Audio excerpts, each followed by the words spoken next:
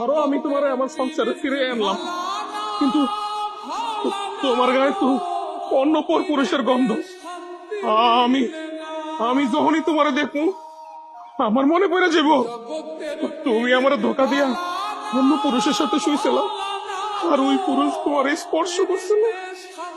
অভাবের কারণে কেউ যদি পতিতালয় যায়, দেহ ব্যবসা করে, তারেও না ফিরে আইন না তার সাথে সংসার করা যায়, কিন্তু যারা স্বভাবের পতিতা তাদের সাথে না রাত কাটানো যায়, কিন্তু তাদের সাথে সংসার করা যায় না।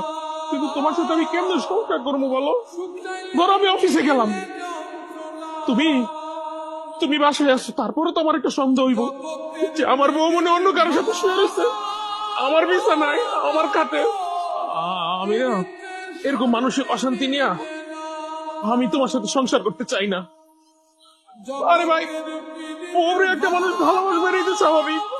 আমরা পুরুষরা যখন অনেক বেশি ভালোবাসি না, তোমরা তোমাদের মধ্যে কিছু মেয়েরা তখন না স্বামীরে বউর গোলাম বানায় দাও। মনে করো কি ও আমার গোলাম, আমার কথা মতো চলবো, আমার কথা মতো উঠবো বসবো।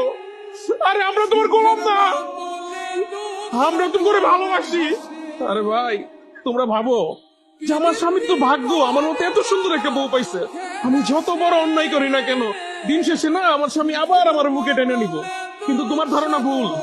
পুরুষের ভালোবাসা যতটা সুন্দর, জিনা না তার চেয়ে অনেক বেশি কঠিন। পাঠারো, আমি অফিসে যাব, তুমি ডিভোর্স পেপারে সাইন করে দিও।